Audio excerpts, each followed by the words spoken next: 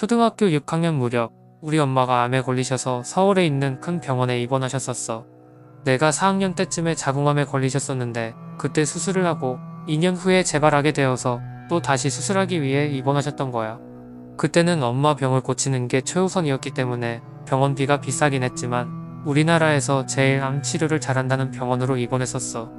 그런데 아무래도 아빠는 일을 다녀야 하고 나는 외동아들이었기 때문에 어리긴 했지만 틈틈이 병원에서 엄마 간병을 도와드려야 했어. 특히나 방학 때는 거의 병원에 엄마랑 같이 살다시피 하면서 엄마를 돌봐드렸거든.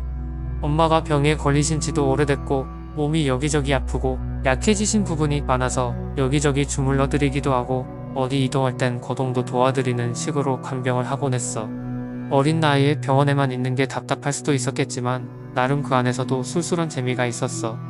엄마 병문안 오는 친척들이나 손님들이 맛있는 걸 사다 주시기도 하고 또 엄마도 가끔 나가서 놀고 오라고 용돈도 주시곤 했거든. 그리고 주위 환자분들이나 간호사분들도 내가 엄마를 돌보는 게 기특하다고 맛있는 것도 사주시고 칭찬도 해주곤 해서 병원에서 보내는 시간이 나쁘진 않았어. 이 일도 방학 때 평소처럼 엄마 옆에서 먹고 자고 하면서 엄마 병간호를 할 때 생긴 일이야.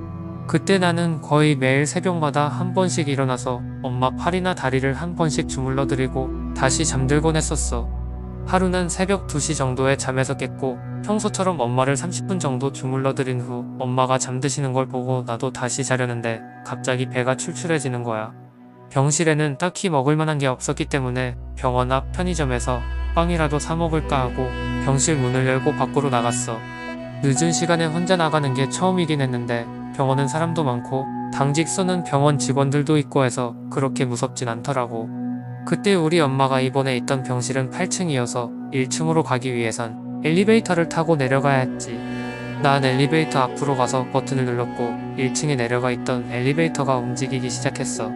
잠시 후 엘리베이터가 도착해서 문이 열렸고 나는 1층 버튼을 누른 후 엘리베이터에 있는 거울을 보며 자느라 까치집이 된 머리를 대충 정리하고 있었어. 잠시 후 엘리베이터 도착음과 함께 문이 열리고 나는 엘리베이터 문 밖으로 걸어 나갔어. 그런데 내 눈앞에 펼쳐진 건 좌우로 펼쳐진 어두컴컴한 복도였어.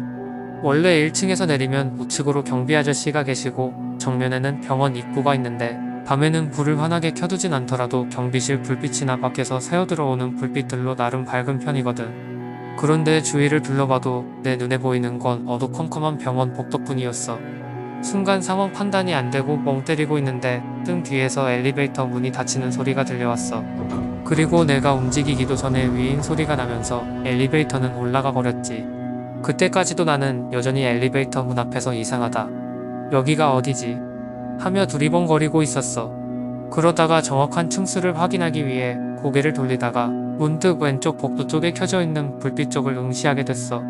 거기에는 초록색 비상구 표시등이 환하게 켜져 있었거든. 그리고 그 불빛 아래로 표지판이 보였어. 영안실. 갑자기 정신이 확 들더라고. 그리고 어둠에 익숙해진 내 눈에 하얀 물체들이 들어왔어. 영안실 문밖 복도에 나와있는 침대들 위로 하얀 천이 덮여있는 모습들이. 그날따라 고인이 된 분들이 많았던 건지 뭔지 영안실 복도까지 수많은 침대가 나와있었어. 그 모습을 보고 잠시 뇌 정지가 왔던 나는 본능적으로 엘리베이터 옆에 있는 계단으로 뛰기 시작했어. 머리가 반응하기 전에 몸이 먼저 반응했던 것 같아. 그렇게 한숨에 달려간 계단 앞에는 철창이 내려져 막혀 있었어. 커다란 자물쇠로 잠겨있는 철문에 절망한 나는 그 철문을 막 흔들면서 살려달라고 소리쳤지. 그런데 마치 그 병원 건물에 아무도 없는 것처럼 아무런 반응도 없었어. 이제 여기서 도망칠 방법은 다시 엘리베이터를 잡거나 혹은 저 영안실 앞 침대들 사이를 지나 복도 끝에 있는 비상구 계단을 이용할 수밖에 없었어. 당연히 영안실 복도를 지나는 건 죽기보다 싫었지. 눈물이 저절로 나오는 걸 꾹꾹 참으면서 다시 엘리베이터 쪽으로 발길을 돌렸어. 그리고 애써 영안실 쪽으로 향하는 시선을 거두고 엘리베이터 버튼을 눌렀지. 나는 엘리베이터 문에 등을 기댄 채 앞만 바라보며 엘리베이터가 내려오길 기다렸어. 야속하게도 그새 엘리베이터는 8층까지 올라가 있더라고. 평소라면 엘리베이터 내려오는 시간이 그렇게 길게 느껴지지 않겠지만 그 순간만큼은 정말 무한대로 느껴지더라. 엘리베이터를 기다리는 그 시간 동안 나는 왼쪽에 있는 영안실 쪽을 보지 않으려고 죽을 힘을 다해 노력했지만 이상하게도 자꾸만 고개가 저절로 돌아가는 거야. 너무 무서워서 다시 고개를 돌리려고도 해봤는데 마치 머리가 고정된 듯이 계속 영안실 쪽만 바라보고 있었어. 만약 저 침대 중 하나가 벌떡 일어나기라도 한다면, 나한테 걸어오기라도 한다면 두려움에 기절할 것 같으면서도 도무지 시선이 떨어지지 않았어. 그때였어. 침대 중 하나에 덮여있는 흰 천이 툭 하고 움직이는 거야. 심장이 떨어지는 줄 알았어. 숨을 죽이고 그 흰 천만 계속 쳐다보는데 한동안 가만히 있더라.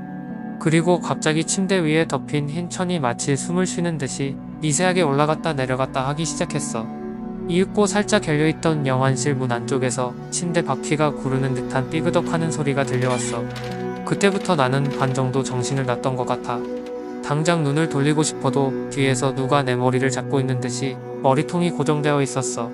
머릿속으론 아무 생각도 할 수 없었지. 특히나 그땐 어렸기 때문에 그 상황을 전혀 논리적으로 받아들일 수도 없었지. 그저 눈앞에서 조금씩 위아래로 움직이는 침대 위 흰 천만 쳐다보고 있었어. 그리고 이제는 눈에 확연하게 보일 정도로 하얀 천이 펄럭거리기 시작했어.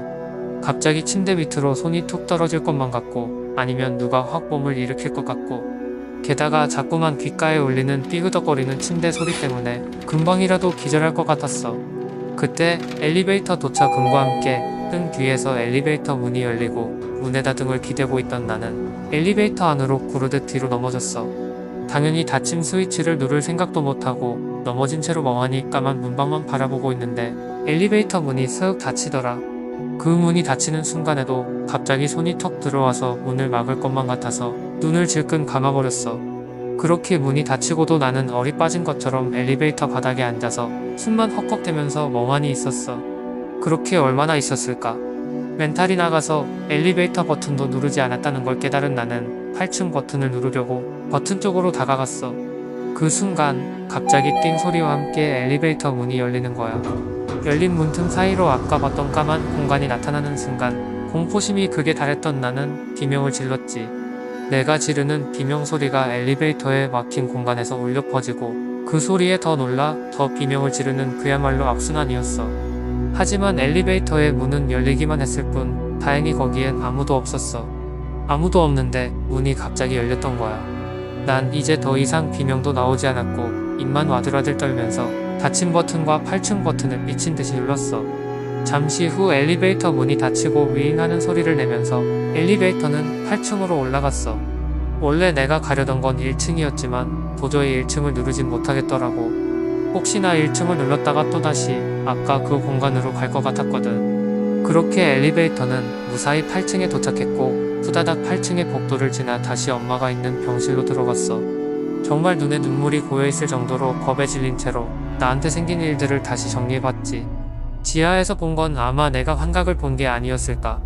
겁에 질려서 계속 한 부분만 쳐다보고 있으니 흰 천이 움직이는 것처럼 보였던 게 아닐까.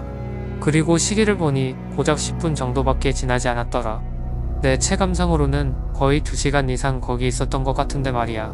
생각을 좀 정리하다 보니 갑자기 문득 1층으로 다시 내려가고 싶다는 생각이 들었어. 지금 생각해도 내가 왜 그랬는지는 잘 모르겠어.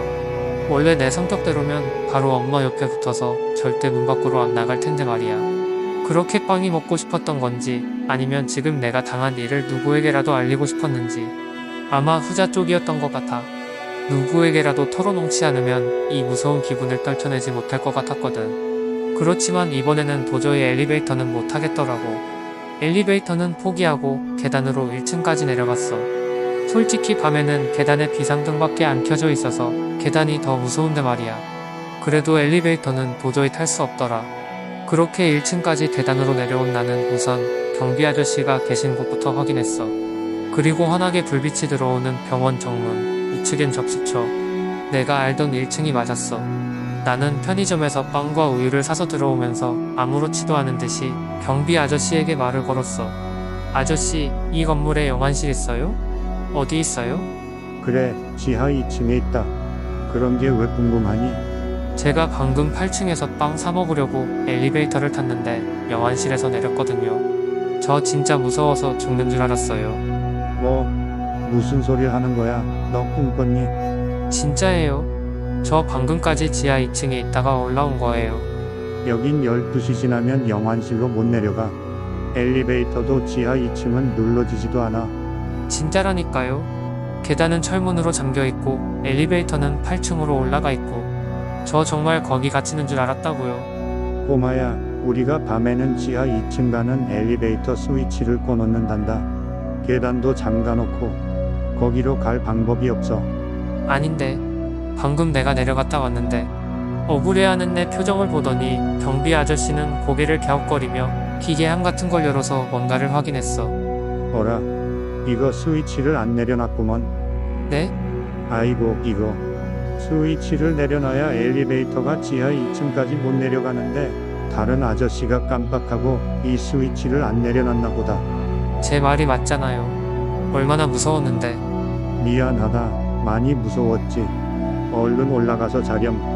네, 알겠어요. 그렇게 수수께끼가 풀리고 8층으로 올라가려고 몸을 돌렸는데 아저씨가 날 다시 부르더라고.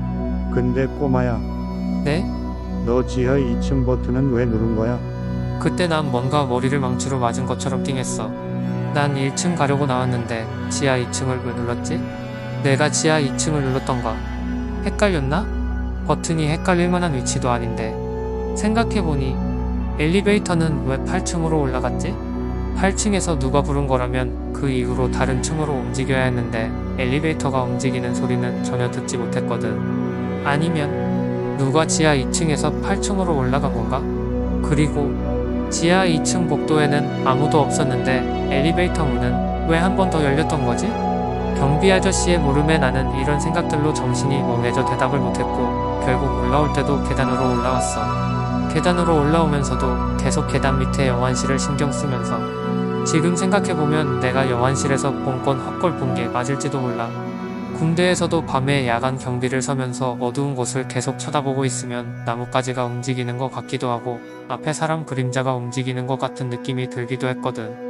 하지만 1층에 가려던 내가 한 번도 가본 적도 없는 지하 2층 버튼을 눌렀다는 건 아직도 미스테리야. 내가 1층을 눌렀는데 오작동으로 지하 2층에 선 건지 아니면 내가 뭐에 홀려 지하 2층을 누른 건지 혹은 누군가가 8층에 갈 일이 있어서 지하 2층에서 날 불렀던 걸까? 내 이야기는 이걸로 끝이야.